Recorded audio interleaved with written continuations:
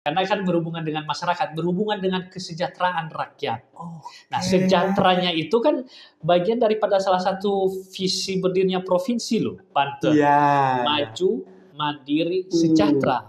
Iya, Nah, sejahtera ini iya, yang kami iya. kawal di Komisi 5. Makanya Oke. nomenklaturnya kan kesejahteraan rakyat.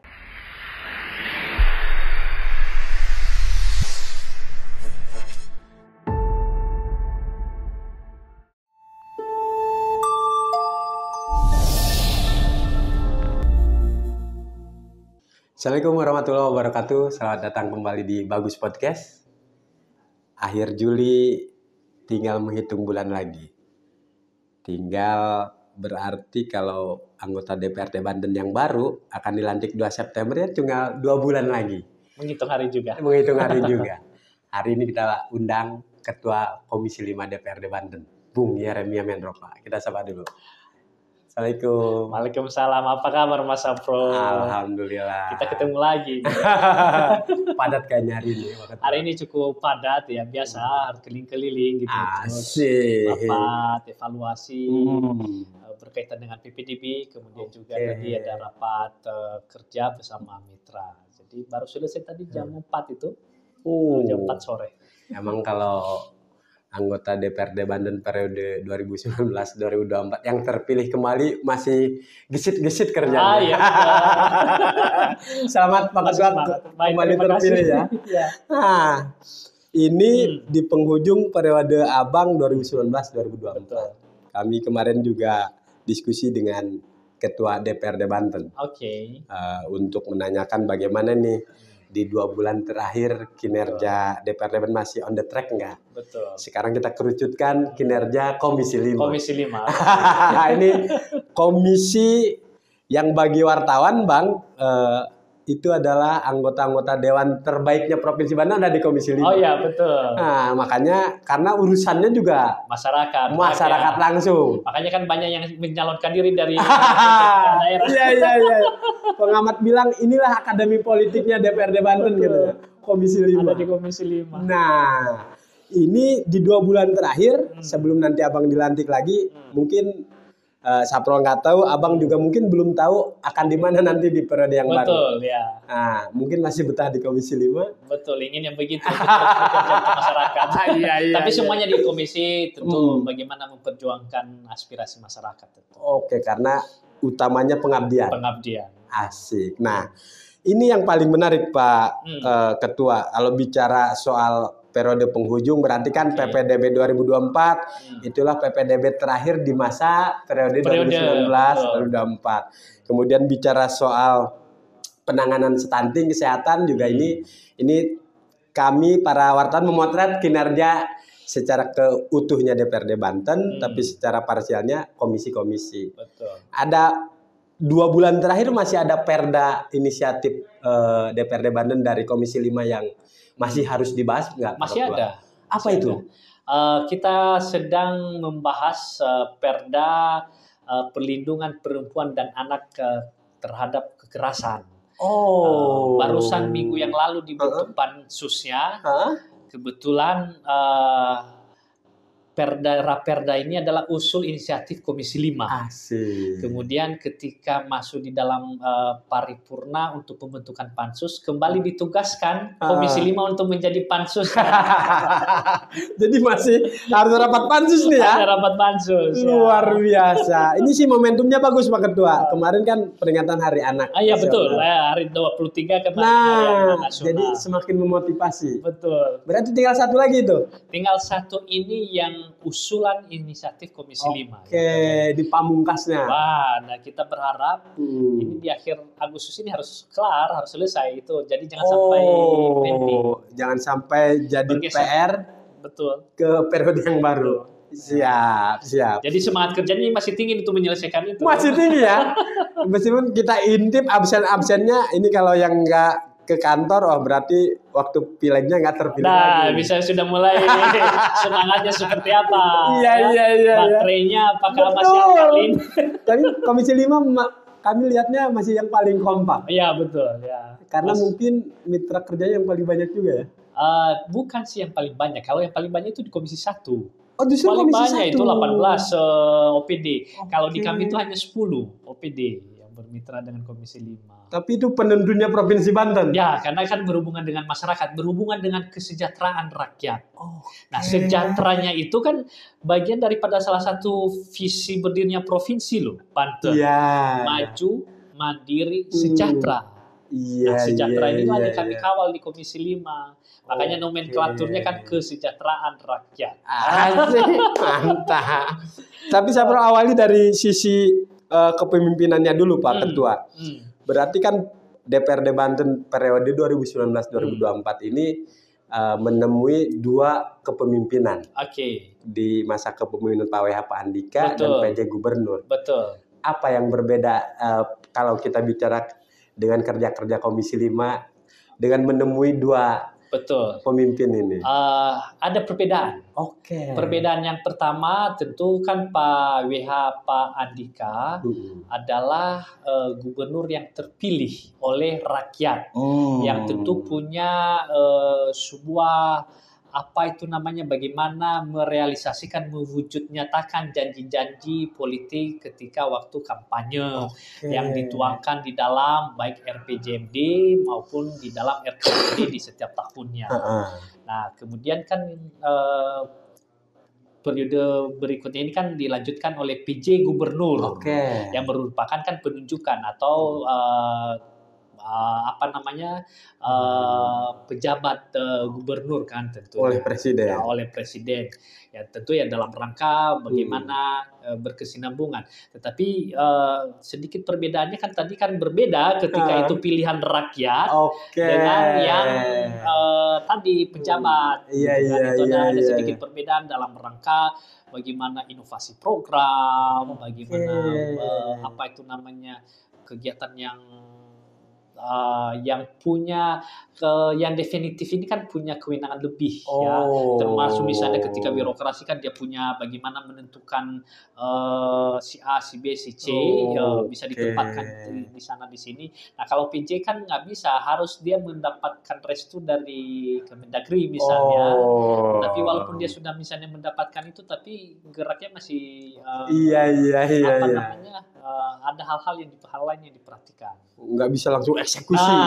Itu dia. Sementara kita tahu Komisi 5 ini di bawah pimpinan Pak Ketua, eksekusi masyarakat kan menunggu eksekusinya. Nggak boleh terlambat. Nggak boleh terlambat. Kalau nggak kan teriak. Nah, berdampak nggak kepada pembangunan infrastruktur pendidikan, kesehatan, pergantian kepemimpinan ini Pak Ketua? Nah, ini yang terus kami dorong terus kan. Misalnya kami ini kan pejuang aspirasi. Sumpah jabatan kami kan itu kami berjanji atau bersumpah untuk memperjuangkan aspirasi masyarakat. Itu sumpah jabatan kami. Nah, oleh karena itu ya apapun tadi halnya itu kami harus memperjuangkan. Nah, menjadi problematikanya ketika aspirasi masyarakat yang kita perjuangkan ini tidak terrealisir dengan baik. Yang pertama, kita kan ditagih oleh masyarakat, oleh rakyat yang kita perjuangkan. Kemudian di sisi lain kan tadi ada beberapa hal yang menjadi pertimbangan sehingga itu misalnya tidak terrealisasi. Nah, ini yang jadi dilema bagi kami dan yang terus kami suarakan tentunya. Nah, kita berharap ya kepemimpinan ini ya kepemimpinan yang bagaimana bisa mengakomodir tadi yang masyarakat, aspirasi masyarakat itu gitu. Nah, ini selain menemui 2 kepemimpinan, satu definitif, satu penjabat yang kewenangannya lebih terbatas, di periode Abang juga ini paling sulit menemui COVID-19. Komisi 5 kan yang paling repot. Ya, betul. Gimana catatan Abang tuh? 2 tahun, 3 tahun lebih kan itu. Apa banyak yang terhambat kah program PD di Mitra Kerja Komisi 5? Banyak hal yang juga capaian-capaian secara indikator itu meningkat. Di sisi lain juga banyak PR yang harus butuh komitmen bersama, khususnya dalam hal misalnya mengakselerasi, mempercepat. Jadi tadi sudah dikatakan di 2 bulan terakhir ini ya kita disibukkan. Yang pertama ini PPDB kan, berkaitan dengan penerimaan siswa baru. siswa baru khususnya di SMK, SMA dan juga SKH. Ya. Yang sampai tadi hari ini saya rapat dengan para kepala sekolah melakukan evaluasi. Ya. Kita berbagai punya dinamika di PPDB ini. Iya, iya, dan iya. kita melakukan evaluasi yang pertama seperti apa sih dinamikanya dan ke depan bagaimana dinamika ini semakin smooth dan semakin sesuai dengan harapan masyarakat tentunya. Nah, itu berkaitan dengan PPDB. Kemudian yang berikutnya tadi berkaitan dengan masalah stunting. Ya. Kami terus berusaha mengingatkan juga Pemprov, Gubernur, dan mitra kerja penanganan stunting ini sedemikian rupa tepat sasaran. Nah, sehingga anggaran yang misalnya yang kita keluarkan, anggaran yang dibelanjakan itu bisa menurunkan stunting itu.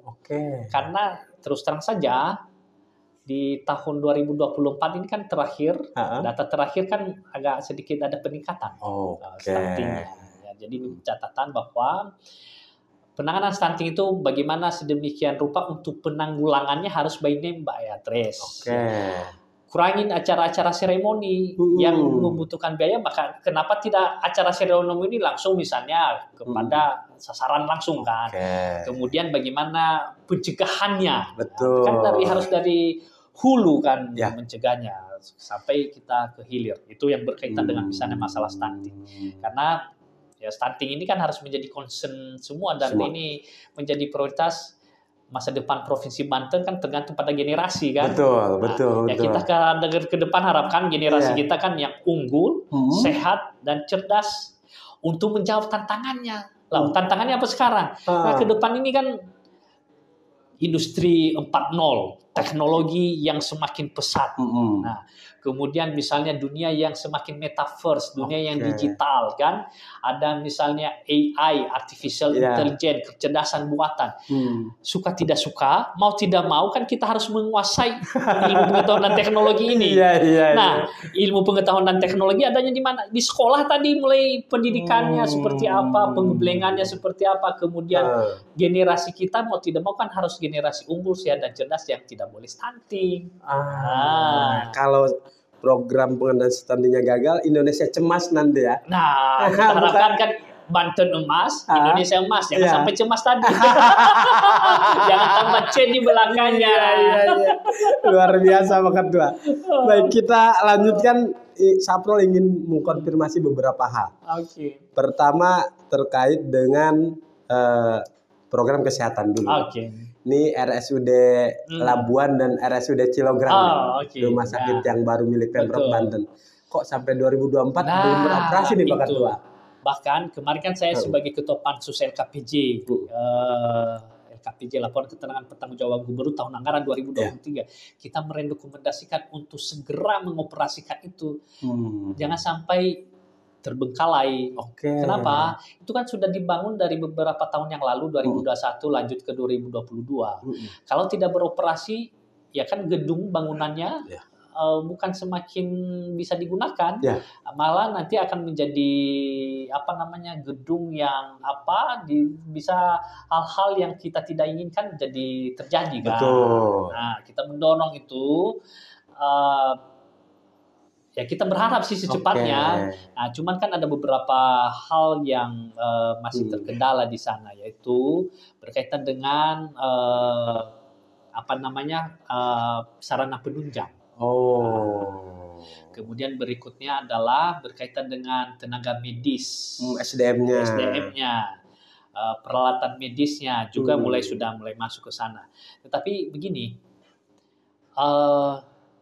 kan kalau menunggu semua komplit, ya sampai kapan?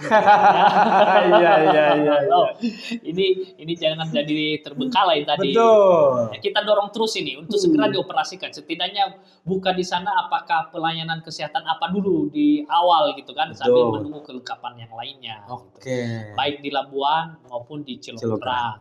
Yang sekarang juga saya mendengar banyak suara-suara masyarakat di sana yang kok melihat gedung saja terus kapan dimanfaatkan. Betul. Ya akhirnya misalnya tumbuh ilalang sana sini, Ya. tanah mulai bergeser sana sini, akhirnya bangunannya bisa ditambah rusak. Nah, kita Ah. tidak harapkan, kan itu uang Betul. rakyat kan Mas Betul, Afro. betul. Nah, sekali lagi memang akselerasi, saya selalu mengatakan ini akselerasi percepatan itu harus segera dilakukan. Nah, betul bahwa ada beberapa pertimbangan yang lain, tetapi kan pertimbangan ini kalau kita tidak memulai sesuatu melangkah, maka pertimbangannya nanti akan semakin banyak.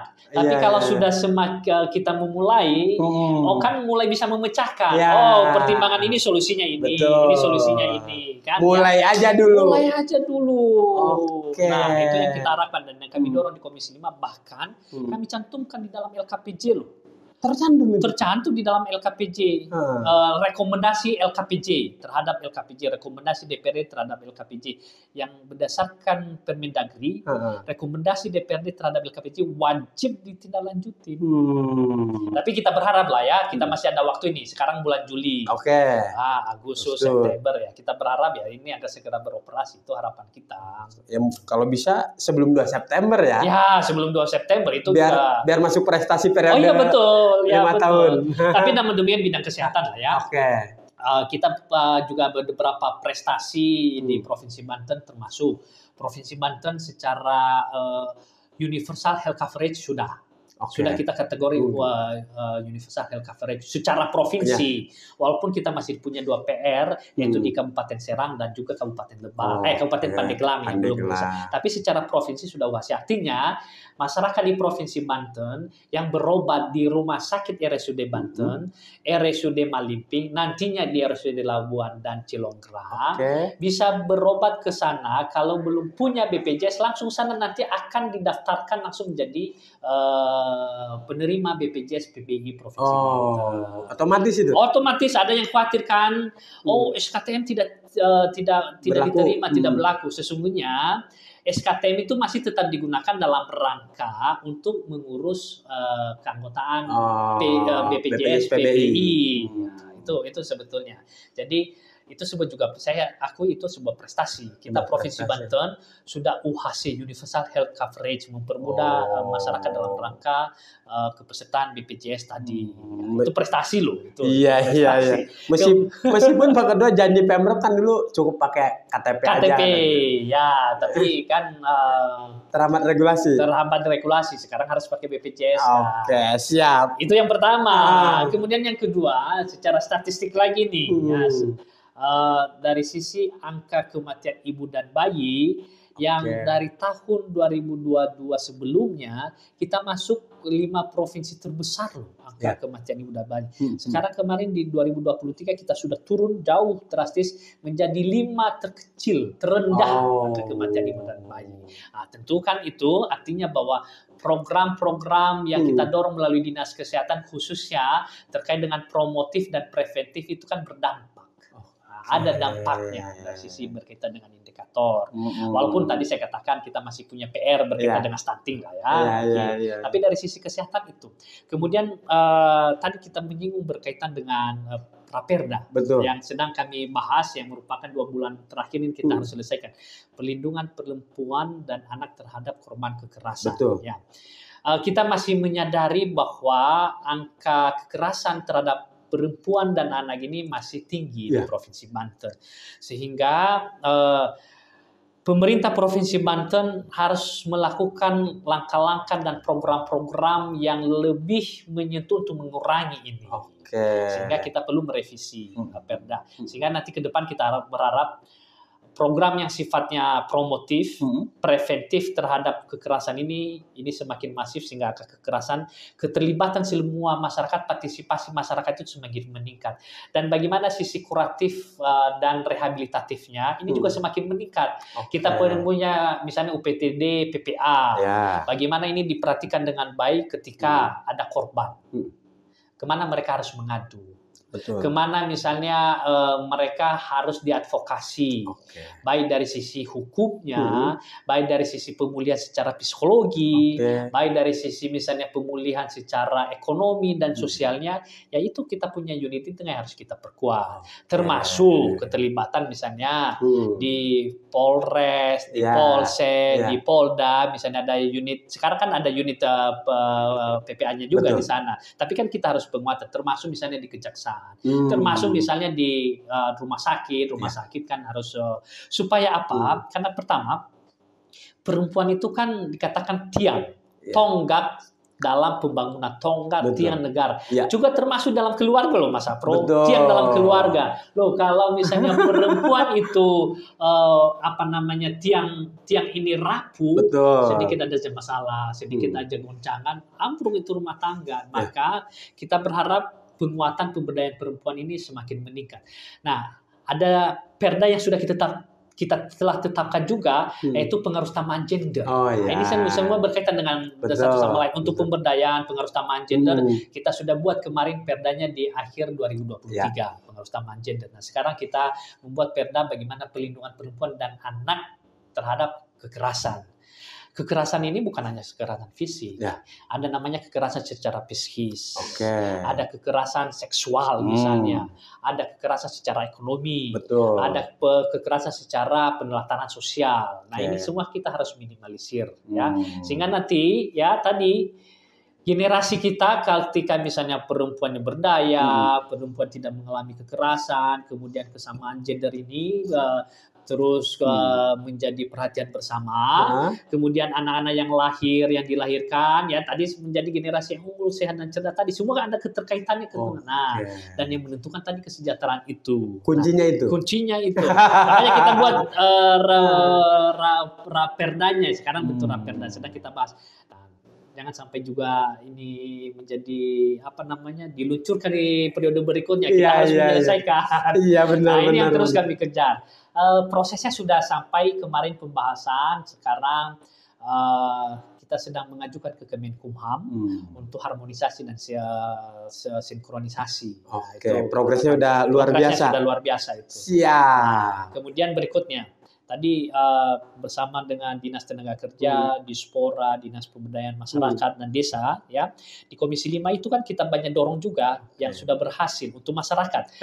Yang dulunya misalnya kita pernah bahas berkaitan dengan bantuan keuangan dan desa kan, sebelumnya kita bahas kan, waktu angka 60 juta waktu itu kan. Nah, sekarang tahun ini sudah dinaikkan Masa Pro sudah 100 juta. Itu sudah kita penuhi tahun ini sudah 100 juta. Masih ingat kan? Kita podcast meskipun Sekjen Abdesi Provinsi Banten masih minta dinaikkan lagi di melalui Bankeu itu kita dorong pertama ya bisa digunakan untuk jamban keluarga minimal itu 10 di di dalam anggaran kita wajibkan 10 kemudian bisa untuk memperhatikan kader-kader posyandu dan Karang Taruna untuk peningkatan kapasitas kelembagaan di desa dan juga ada program pilihan lainnya ya contohnya misalnya digitalisasi desa bisa untuk menambah modal penyertaan modal di BUMDes bisa untuk juga infrastruktur lainnya di desa itu diberikan keleluasaan artinya sudah banyak juga prestasi-prestasi kita dorong ya 5 tahun ya tadi termasuk Bankeu Desa kita dorong itu di periode Komisi 5 sekarang. Pak Ketua ini paling terakhir. Ini sebenarnya titipan para guru-guru nih. Dua hal yang mereka selalu keluhkan ke para jurnalis. Pertama soal kesejahteraan guru ini antara kesenjangan ASN dan guru honorer. Yang kedua yaitu tadi soal banyaknya kekosongan jabatan kepala sekolah. Rasanya 5 tahun belum cukup Pak Ketua untuk menyelesaikan dua hal itu. Gimana tuh Pak Ketua? Itu menjadi PR saya. Terus terang saya akui itu belum terselesaikan dengan baik. Berkaitan dengan yang pertama, angka partisipasi sekolah kita. Yang daya tampung khususnya negeri itu masih di angka kurang lebih 35-40%. Kemudian tantangan berikutnya tadi berkaitan dengan tenaga pendidik dan kependidikan. Selain daripada kesejahteraan tadi yang disampaikan, memang kita terus dorong itu. Yang kedua adalah untuk menggantikan guru-guru yang sudah pensiun, akan memasuki usia pensiun, baik juga guru yang misalnya meninggal dunia, baik juga yang berpindah profesi, sehingga terus terang ini kita kekurangan guru. Kekurangan guru. Banyak sekarang guru-guru kita yang jumlah mengajarnya melebihi dari batas yang disyaratkan. Kalau jumlah mengajar itu 24 jam, sekarang banyak guru-guru yang 40 jam. Di sisi lain memang juga menguntungkan untuk tenaga guru honorer ya. Karena dengan jumlah banyak mengajar, maka kan ada hitung jam mengajarnya kan itu menambah honor ya. Tetapi di sisi lain tadi ya, ini juga menjadi bagian yang kami dapatkan laporan berkaitan dengan PPDB. Ada sekolah yang rombelnya berkurang. Kenapa? Karena jumlah gurunya sudah berkurang. Lalu bagaimana dipaksakan nambah rombelnya mahasiswa, itu jumlah gurunya sudah berkurang di situ. Nah, itu yang menjadi tantangan. Yang sampai saat ini ya belum belum terpenuhi dengan baik. Walaupun memang ada solusinya kemarin, misalnya rekrutmen P3K. Tapi ini kan tergantung formasi. Nah, kemarin juga kami dorong ya, bagaimana guru honor ini bisa direkrut, tetapi terkendala dengan aturan di Menpan RB dan juga di BKN. Ini masih dilema. Masih dilema. Sehingga tadi atau kemarin kami sampaikan kepada Dinas Pendidikan ya, selain tadi pada kesejahteraan para guru khususnya honorer yang juga nanti misalnya diangkat P3K, kemudian bagaimana ketersediaan dan ketercukupan guru-guru ini di sekolah gitu. Siap. Itu yang masih belum terselesaikan, Mas. Saya akui itu. Ya, termasuk yang banyaknya kepala sekolah yang kosong itu. Termasuk yang banyak kepala sekolah yang masih status PLT. Selain daripada ya tadi kekurangan sumber daya manusia kita tadi berkaitan dengan guru, dan kemudian ya kita juga mendorong sih sebetulnya kepada Pak PJ Gubernur, karena banyak rekan-rekan kemarin yang sudah ikut tes kompetensi, tapi sampai sekarang masih menunggu belum disertifikatkan. Kalau secara anggaran memang kita anggarkan itu, baik tunjangan kinerja kepala sekolah semua dipenuhi, semua sama itu sesuai dengan jumlah yang ada sekarang. Kemudian berikutnya bahwa juga rekan-rekan kepala sekolah, baik juga pengawas ini kan ada syarat berkaitan dengan umur. Nah, ini kita masih dorong terus ini ya. Ya ini yang kami terus suarakan, tapi kan sekarang kebijakannya kan ada di sana pengambil keputusannya. Kalau saya pengambil keputusan sudah tanda tangan, Mas Apro. Jadi perjuangan Komisi 5 sudah maksimal. Sudah maksimal sedemikian. Kita suarakan setiap bahkan tadi kita cantumkan di dalam rekomendasi DPRD di dalam RKPC. Paten Pak Ketua. Itu prestasi dan juga PR untuk Komisi 5 berikutnya. Betul. Masih banyak sebenarnya yang saya ingin konfirmasi ke Ketua, tapi durasinya juga sudah mepet banget Pak Ketua. Terima kasih sudah hadir. Terima kasih Mas. Tapi walaupun demikian ya, walaupun misalnya kita masih punya PR, tapi pertama saya yakin khususnya untuk rekan-rekan guru honorer masih terus semangat untuk melakukan pengabdian. Itu yang pertama. Itu saya rasa di sisi lain tadi kami terus bekerja juga secara politik, bagaimana memenuhi ketercukupan ini dan juga bagaimana tadi status PLT ini bisa menjadi definitif. Kami terus mendorong ini. Rekan-rekan guru atau calon kepala sekolah yang mendengar ini terus semangat untuk melakukan pengabdian. Pasti indah pada waktunya. Harus lihat Bagus Podcast biar nggak pada demo ke Dewan. Betul. Ya. Indah pada waktunya. Ya. Paten banget. Dan kita terus berjuangkan ya. Siap. Dan khawatir. Dan kami para jurnalis siap mengawal. Betul, mengawal. Ada nun Pak Ketua. Baik, terima kasih Mas Serko ya. Baik, sobat Bagus. Wakil rakyat bicara, akhir sudah di penghujung. Kita akan undang lagi para wakil-wakil rakyat, terutama komisi-komisi yang ada di DPRD Banten untuk refleksi sepanjang 5 tahun ke belakang. Terima kasih. Assalamualaikum warahmatullahi wabarakatuh.